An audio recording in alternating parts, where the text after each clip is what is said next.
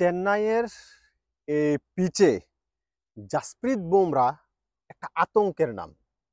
চেন্নাইয়ের এই পিচে জাসপ্রীত বুমরা একটা ভয়ঙ্কর রকমের দুঃস্বপ্নের নাম হতে যাচ্ছে বাংলাদেশি ব্যাটারদের জন্য।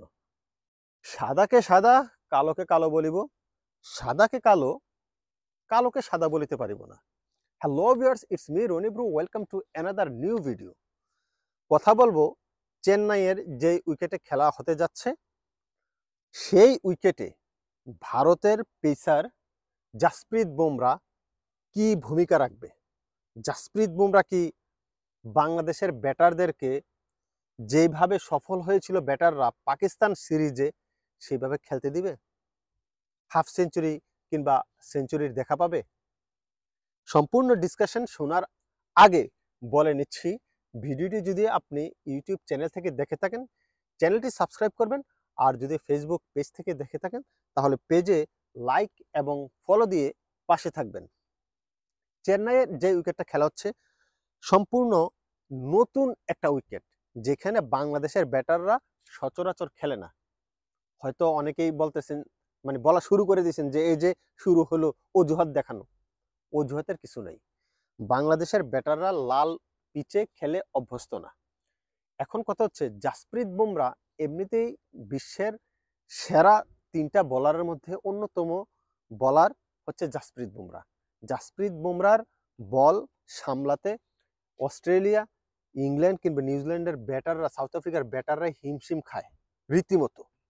সেইখানে এই ধরনের একটা পিচে জাসপ্রীত বুমরা যখন বল করবে, তার ইনসুইঙ্গার আউটসুইঙ্গার বলগুলো যখন আসবে, বাংলাদেশের ব্যাটাররা কুলহারা হয়ে যাবে, দিশেহারা হয়ে যাবে।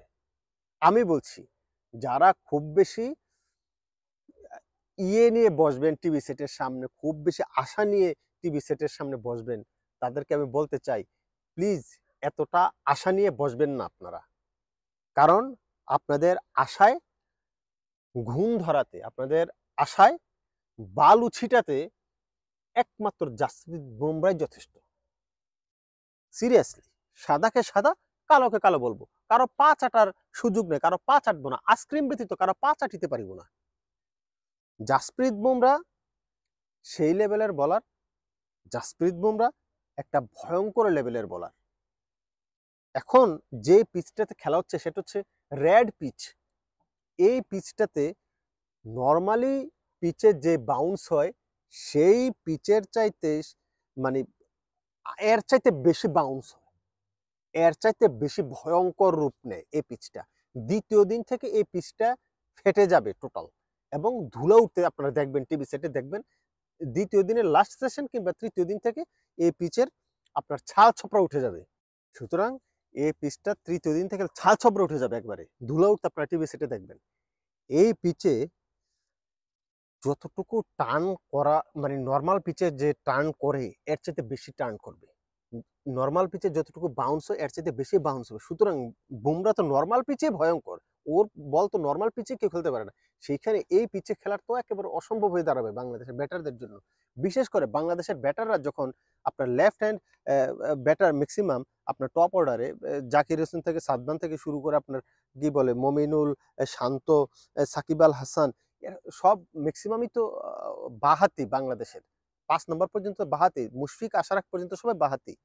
সুতরাং এইখানে বাহাতি ব্যাটারদের একটা একটা ফল্টের জায়গা হচ্ছে যখন বাহাতি ব্যাটার এভাবে আপনার দাঁড়াবে, যখন বলটা ইনসুইং হবে তখন ব্যাট আর প্যাডের মাঝখানে একটা ফাঁক দেখা যায়। বাংলাদেশের ব্যাটারদের কমন সমস্যা, এবং এই সমস্যায় পরে নাজমুল হোসেন সাতো লাস্ট মনে হয় 20টা আউটের ভিতরে 15টা আউট সেম আউট হয়েছে, যে ইনসুইঙ্গের বল প্যাডে না হয় ডাইরেক্ট বোল্ড, প্যাডে লাগলে এলবিডব্লিউ, না হয় বোল্ড হয়ে গেছে। সুতরাং জাসপ্রীত বুমরার বল ফেস করে বাংলাদেশের কঠিনতম কাজ এবং সবচাইতে ভয়ঙ্কর তম কাজের ভিতরে একটা, কাজের ভিতরে একটা কি, মানে এইটাই ভয়ঙ্কর কাজ। আমার কাছে মনে হচ্ছে এইটাই। জাসপ্রীত বুমরাকে সামলে যদি বাংলাদেশ খেলতে পারে তাহলে টেস্ট ম্যাচ পঞ্চম দিনে যাবে, আর জাসপ্রীত বুমরাতে না খেলতে পারলে টেস্ট পঞ্চম দিনে যাওয়ার কোনো প্রশ্নই ওঠে না। এই পিচে খেলা হচ্ছে বাংলাদেশের টেস্ট যে পঞ্চম দিনে যাবে সেটা আমি বলছি না।